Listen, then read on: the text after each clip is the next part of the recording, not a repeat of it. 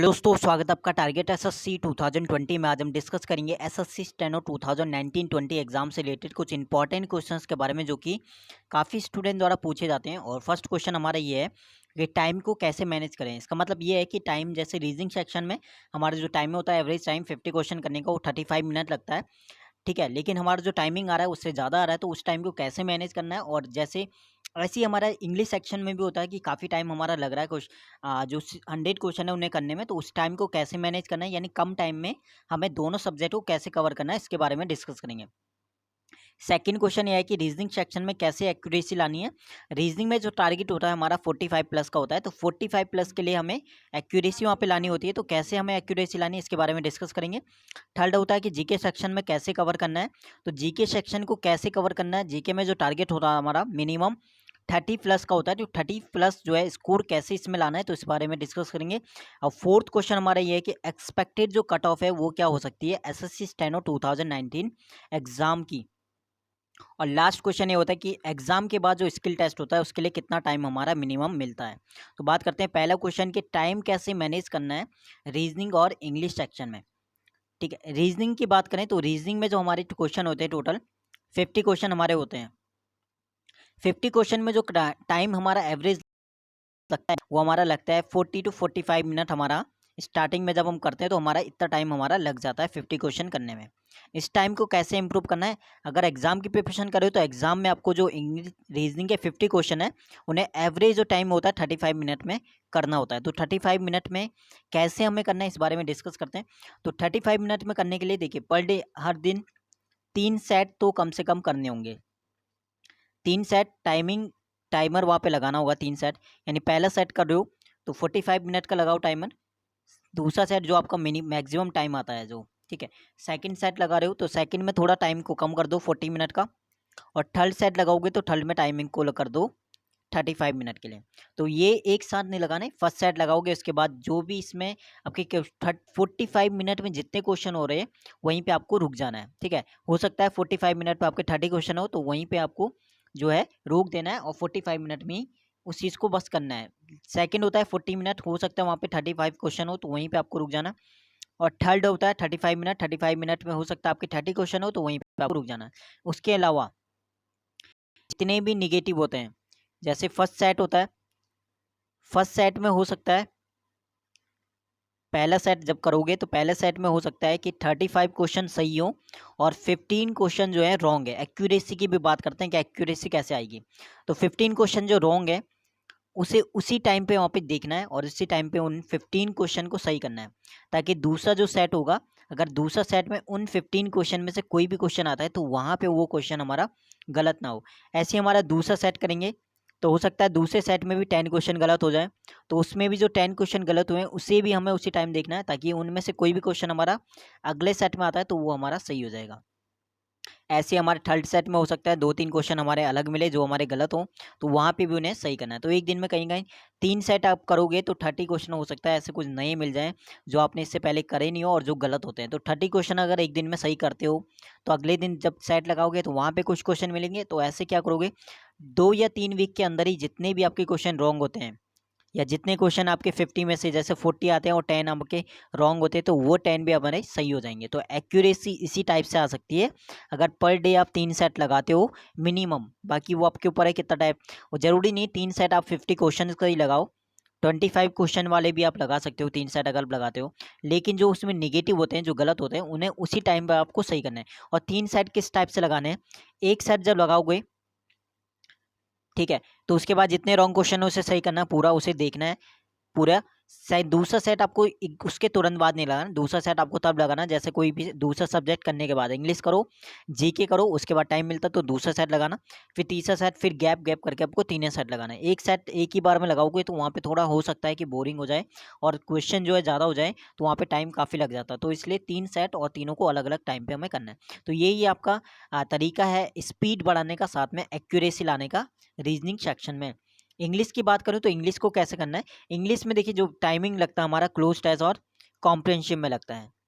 Cloze test और comprehensive, और इन दोनों की जितनी ज़्यादा प्रैक्टिस होगी उतनी ज़्यादा इसमें टाइम हमारा सही होता है, ठीक है। हो सकता है फर्स्ट टाइम में कॉम्प्रिहेंसिव पढ़ने में टाइम लगता है काफ़ी ज़्यादा, सेकंड टाइम आप पढ़ोगे तो स्पीड थोड़ा बढ़ जाती है, थर्ड टाइम पढ़ोगे तो और थोड़ा सा स्पीड जो है इंक्रीज़ हो जाती है।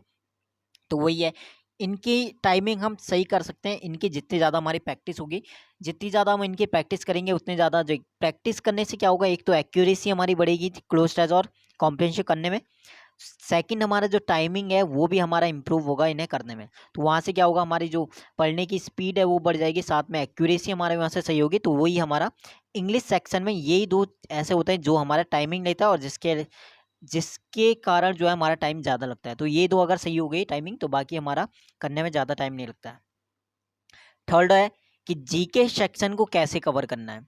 जीके सेक्शन को कैसे कवर करना है बहुत ज़्यादा इंपॉर्टेंट क्वेश्चन है।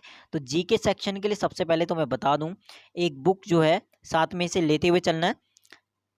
जीके सेक्शन के लिए बुक बहुत बेस्ट ये बुक रहती है। अगर जीके के खुद के नोट्स हैं तो वहाँ से भी कर सकते हो, नहीं तो अगर नोट्स नहीं है तो ये वाली बुक आप ले सकते हो। ऑनलाइन भी प्ले स्टोर पे मिल जाती है, अगर नहीं मिलती तो उसके बाद लिंक मैं दे दूंगा टेलीग्राम पे। टेलीग्राम पे आप कोई भी नए हो, जैसे कोई भी क्वेश्चन होता है, टाउट होता है, तो इन 3 जगह पे जीके टारगेट एसएससी 2020 करके पेज है, टेलीग्राम, इंस्टाग्राम और फेसबुक पे। तो वहाँ पे सर्च करोगे तो पेज आपको मिल जाएगा। टेलीग्राम पे जरूर ज्वाइन होना, वहाँ पे कोई भी पीडीएफ होती है मैं शेयर करता हूँ, जो भी इंपॉर्टेंट मुझे लगते हैं क्वेश्चन वो सब आपको वहाँ पे मिल जाता है।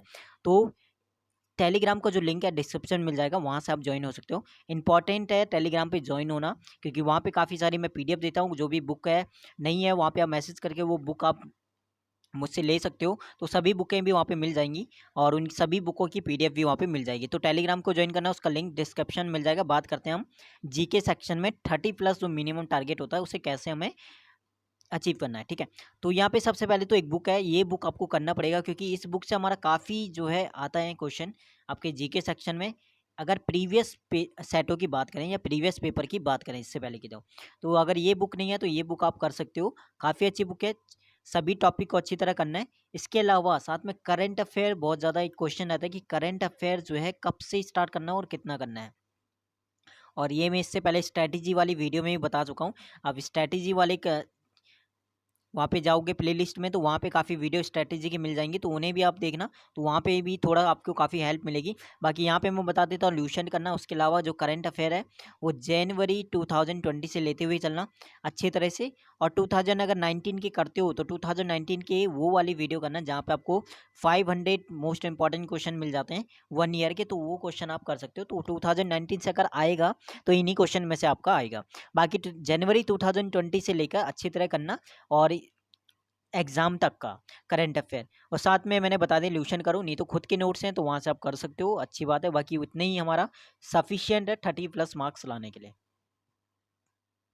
नेक्स्ट क्वेश्चन है कि एक्सपेक्टेड जो कट ऑफ है वो क्या हो सकती है 2019 एग्जाम की, अगर हम बात करें एक्सपेक्टेड। तो इससे पहले मैं पहले की कट ऑफ मैं बता देता हूँ। ये 2018 के एग्जाम की मैं कट ऑफ बताता हूँ, एसएससी स्टेनो 2018 एग्जाम की कट ऑफ इससे पहले क्या गई थी। ये हमारा ग्रेड सी है, ये हमारी ग्रेड डी है। ग्रेड सी के अगर जनरल कैटेगरी की देखें तो 138 और 134, ये हमारी 2019 की थी और वैकेंसी हमारी थी 1300+ वैकेंसी थी। तो उसके अकॉर्डिंग हमारी ये गई, तो कहीं ना कहीं हमारी कट ऑफ जो डिपेंड करेगी वैकेंसी के ऊपर भी हमारी करेगी। अगर हमारी वैकेंसी जो है 2018 की तरह ही हमारी वैकेंसी आती है 1300 या 1400+, तो आप कट ऑफ भी कहीं ना कहीं इसके आसपास ही आप मान सकते हो कि कट ऑफ आपकी इतनी आपकी जा सकती है। सी की अगर मैं बात करूं तो 145 से 145 150 के बीच आप जा सकती है मैक्सिमम, अगर बात करूं एक्सपेक्टेड। और डी की मैं बात करूं तो 140 टू 145 के बीच में अगर जा सकती है, क्योंकि कट ऑफ थोड़ा सा बढ़ेगा, इंक्रीज होगा, क्योंकि देखिए कंपटीशन जिस हिसाब से बढ़ा है तो कट ऑफ भी बढ़नी चाहिए। बाकी वैकेंसी के ऊपर डिपेंड करता है, वैकेंसी अगर सही आती है 1400+ तो कट ऑफ आपके आसपास इतनी रहेगी, ज़्यादा आपकी बढ़ेगा नहीं।